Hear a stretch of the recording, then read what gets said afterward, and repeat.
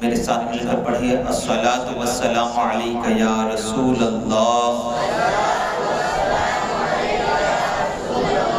الصلاۃ والسلام علیک یا حبیب اللہ، الصلاۃ والسلام علیک یا نبی اللہ، الصلاۃ والسلام علیک یا نور اللہ،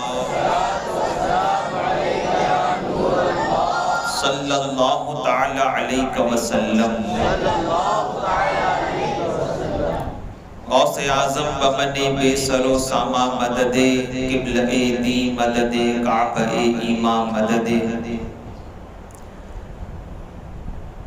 حضرت مولانا جمیل قادری فرماتے ہیں کہ خدا کے فضل سے ہم پر ہے سایہ غوث اعظم کا، خدا کے فضل سے ہم پر ہے سایہ غوث اعظم کا، ہمیں دونوں جہاں میں ہے سہارا غوث اعظم کا، محمد کا رسولوں میں ہے جیسا مرتبہ اعلیٰ، محمد کا رسولوں میں ہے جیسے مرتبہ اعلیٰ، ہے افضل اولیاء میں یوں ہی رتبہ غوث اعظم کا، ہے افضل اولیاء میں یوں ہی رتبہ غوث اعظم کا، اور مریدی لا تخف کہہ کر تسلی دی غلاموں کو، مریدی لا تخف کہہ کر تسلی دی غلاموں کو، قیامت تک رہے بے خوف بندہ غوث اعظم کا، اور ہماری لاج کس کے ہاتھ ہے بغداد والے کے، ہماری لاج کس کے ہاتھ ہے بغداد والے کے، اور مصیبت ٹال دینا کام کس کا غوث اعظم کا، گئے ایک وقت میں 70 مریدوں کے یہاں آقا، گئے ایک وقت میں 70 مریدوں کے یہاں آقا، سمجھ میں آ نہیں سکتا معمہ غوث اعظم کا، اور لعاب اپنا چٹایا احمد مختار نے ان کو، لعاب اپنا چٹایا احمد مختار نے ان کو، تو پھر کیسے نہ ہوتا بول بالا غوث اعظم کا، تو پھر کیسے نہ ہوتا بول بالا غوث اعظم کا۔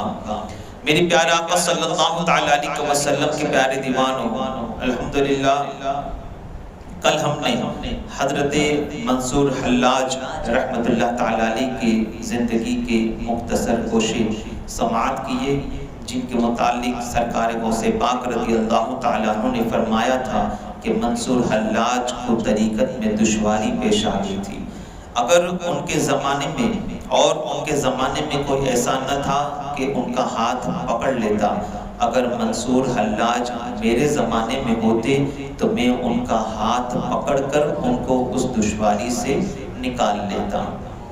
میری پیارا آقا علیہ الصلوۃ والتسلیم کے شہدائیوں، تو قصیدہ غوثیہ کا وہ شعر سعت و مشت لنحبی فی کؤوس فہمت بسکرتی بین الموالی، یہ دوسرا شعر کل ہمارا پورا ہوا، جس میں غوث پاک فرماتے ہیں کہ وہ شراب توڑ کر میری طرف آنے لگی پیالوں میں، اور پھر فہمت بسکرتی بین الموالی، میں اپنے اولیاء کے جھرمٹ میں جھومنے لگا۔ آج انشاءاللہ تیسرا شعر، غوث پاک رضی اللہ تعالیٰ عنہ اپنے قصیدہ غوثیہ میں فرماتے ہیں فَقُلْتُ لِسَائِرِ الْأَقْطَابِ لُمُّ، غور سے سنیے گا آج کی گفتگو، فَقُلْتُ میں نے کہا، لِسَائِرِ الْأَقْطَابِ لُمُّ، دنیا کے سارے اقطاب سے، دنیا کے سارے اقطاب سے میں نے کہا۔ اب یہ اقطاب کیا ہے؟ اقطاب جو ہے یہ کتب کی جمع ہے، اقطاب کتب کی جمع ہے۔ اب یہ اقطاب کون ہوتے ہیں؟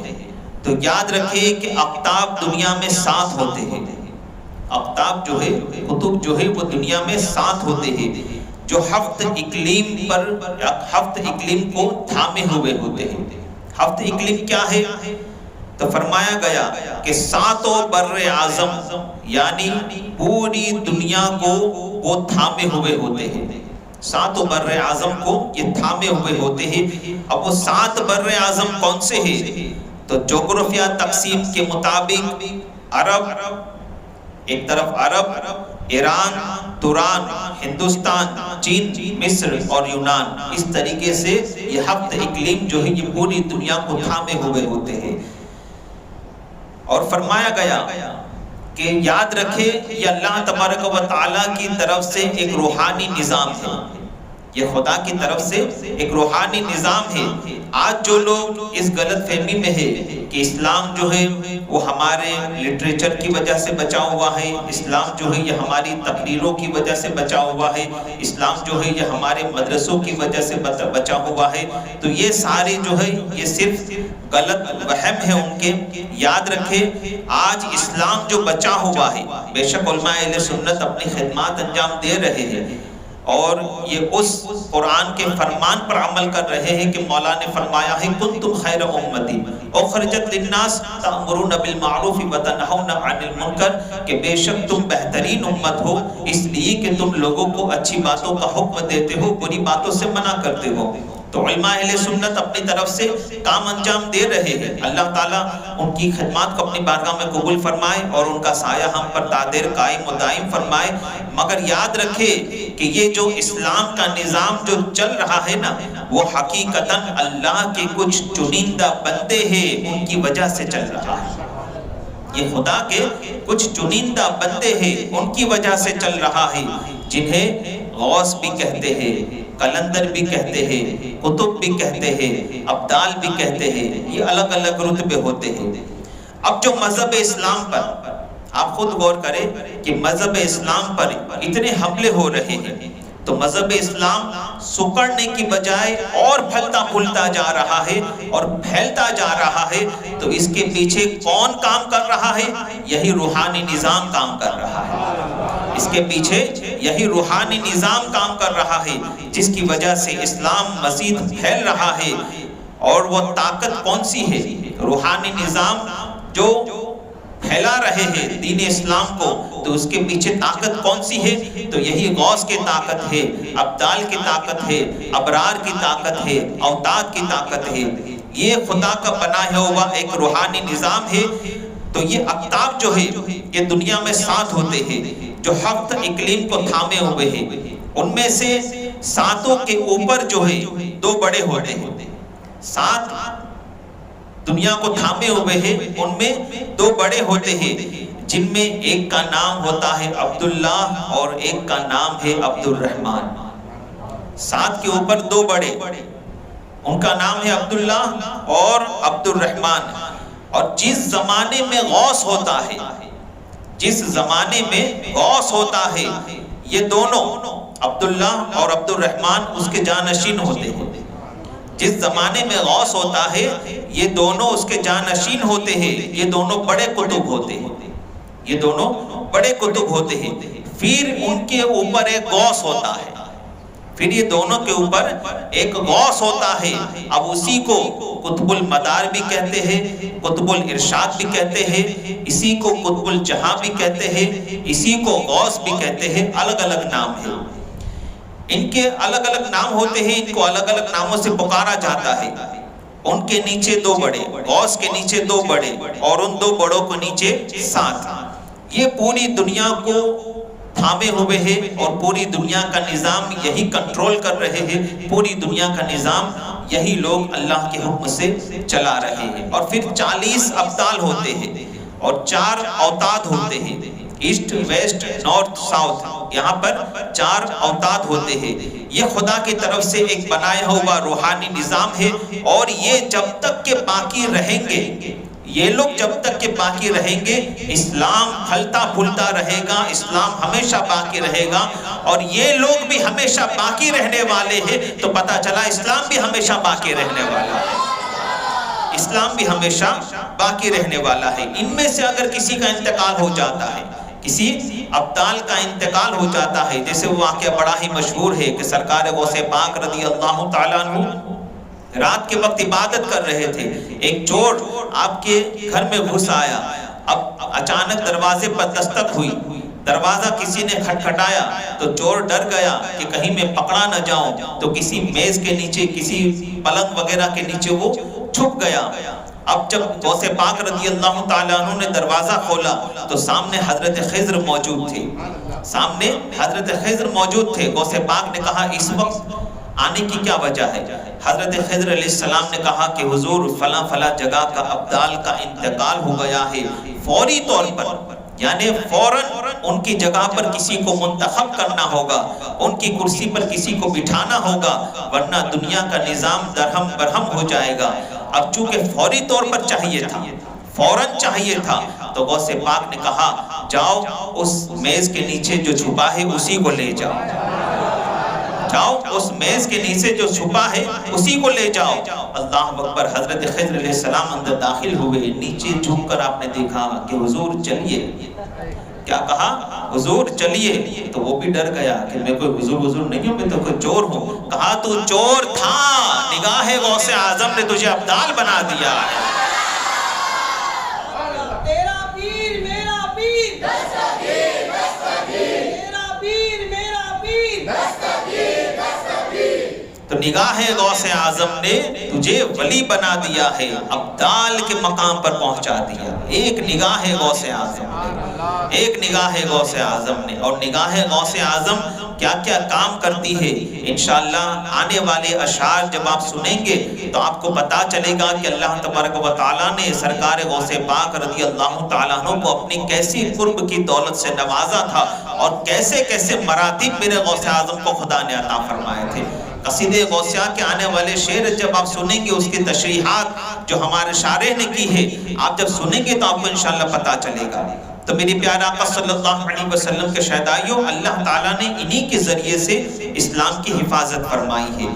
یہ بڑے اعلیٰ درجے کے لوگ ہوتے ہیں، متقین میں بھی متقی، متقیوں میں بھی متقی، پرہیزگاروں میں بھی پرہیزگار، سلیکٹڈ میں سے بھی سلیکٹڈ، یہ وہ لوگ ہوتے ہیں۔ تو غوث پاک انہی سے مخاطب ہے، غوث پاک انہی سے مخاطب ہے۔ فَقُلْتُ، میں نے کہا، لِسَائِرِ الْأَقْطَابِ لُمُّ، ساری دنیا کے اقطاب سے، سارے دنیا کے ولی سے، جو ہے انہیں بھی، اور جو صبح قیامت تک ہونے والے ہیں ان سب کو بھی، یعنی نگاہ غوث سے وہ بھی چھپے نہیں ہیں۔ جو آنے والے زمانے میں قطبیت کے منصب پر فائز ہونے والے ہیں، ابدال کے منصب پر فائز ہونے والے ہیں، نگاہ غوث سے وہ بھی چھپے نہیں۔ غوث پاک فرماتے جو ہے اس منصب پر ان سے بھی میں نے کہا، اور جو صبح قیامت تک ہونے والے ہیں ان سب سے میں نے کہا، دنیا کے سارے اقطاب سے میں نے کہا۔ کیا کہا؟ بحالی ودخلو، آؤ میرے حال میں داخل ہو جاؤ، آؤ میرے حال میں داخل ہو جاؤ، وَأَنْتُمْ رِجَالِي، تم میرے لوگ ہو۔ اقطاب کی جماعت سے، ولیوں کی جماعت سے غوث پاک مخاطب ہے کہ آؤ میرے حال میں داخل ہو جاؤ، کیونکہ تم میری جماعت ہو، تم میرے لوگ ہو۔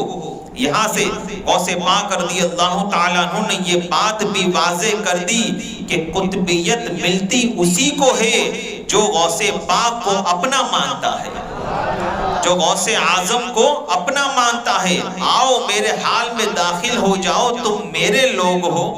یہ ارشاد ہی بتا رہا ہے کہ قطبیت ملتی اسی کو ہے جو غوث اعظم کو اپنا مانے، جو غوث اعظم کو اپنا مانے، جو غوث پاک کو اپنا مانتا ہے، اور جو سرکار بغداد کو اپنا پیشوا و سردار نہیں مانتا، وہ قطبیت کے مقام پر بھی فائز ہو نہیں سکتا۔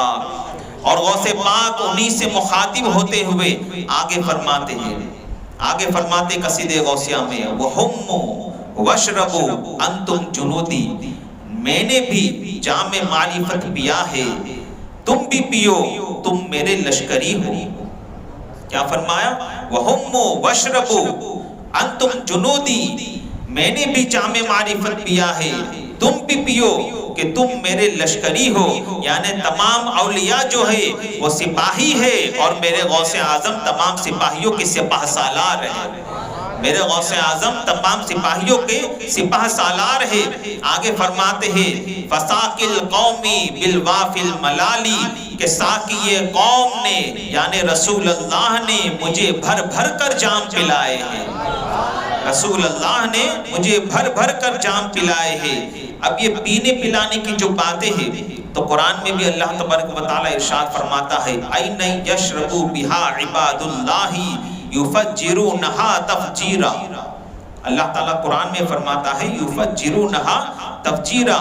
کل جنت میں داخل ہو جانے کے بعد، جب نیک لوگ جنت میں داخل ہوں گے تو ان کے داخل ہو جانے کے بعد اللہ تعالیٰ کچھ لوگوں کو جام دے گا اور کچھ لوگوں کو نہریں عطا فرمائے گا، چشمے عطا فرمائے گا۔ اور ان چشموں کا عالم کیا ہوگا؟ تو فرمایا گیا کہ وہ چشمے اللہ کے اس ولی کے اشارے سے اس کے پیچھے پیچھے چل رہے ہوں گے۔ جنت کے وہ چشمے اللہ کے ولی کے اشارے سے اس کے پیچھے پیچھے چل رہے ہوں گے۔ اللہ تعالیٰ فرماتا ہے یفجرونہا تفجیرا، ان کے پیچھے پیچھے نہریں چل رہی ہوگی۔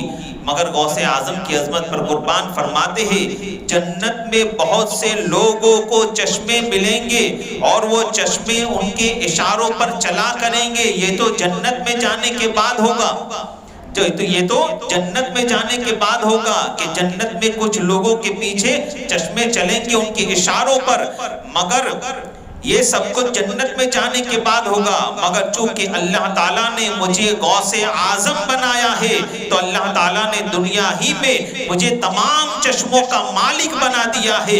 میں بھی پیتا ہوں، جس کو چاہتا ہوں جس قدر چاہتا ہوں پلا دیا کرتا ہوں، جس کو چاہتا ہوں جس قدر چاہتا ہوں جام معرفت پلا دیا کرتا ہوں۔ یاد رکھے کہ صحابہ اور ائمہ اربعہ کے بعد جو بڑے بڑے اولیاء ہیں وہ تمام کے تمام میرے غوث اعظم کے شاگرد ہیں۔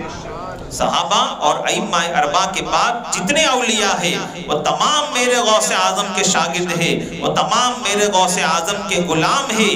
اسی کو اعلیٰ حضرت امام عشق و محبت یوں کہتے ہیں تجھ سے اور دہر کے اقطاب سے نسبت کیسی، تجھ سے اور دہر کے اقطاب سے نسبت کیسی، قطب خود کون ہے خادم ہے چیلا تیرا، قطب خود کون ہے خادم ہے چیلا تیرا، اور سارے اقطاب جہاں کرتے ہیں کعبے کا طواف، سارے اقطاب جہاں کرتے ہیں کعبے کا طواف، اور کعبہ کرتا ہے طواف در والا تیرا، کعبہ کرتا ہے طواف در والا تیرا۔ میری پیارا آقا صلی اللہ علیہ وسلم کے پیارے دیوانوں، بس یہی گزارشات ہی اللہ تبارک و تعالیٰ کی بارگاہ میں دعا ہے کہ اللہ تبارک و تعالیٰ ہمیں اور آپ کو سرکار غوث پاک رضی اللہ تعالیٰ عنہ کی سچی پکی غلامی عطا فرمائے، غوث پاک رضی اللہ تعالیٰ عنہ سے سچی پکی محبت و عقیدت عطا فرمائے، انہی کی محبتوں میں اللہ تعالیٰ زندہ رکھے، اور انہی کی محبتوں میں اللہ تعالیٰ خاتمہ بالخیر مدینے میں و بغداد معلیٰ میں عطا فرمائے۔ استغفر اللہ ربی من کل ذنب و اتوب الیہ۔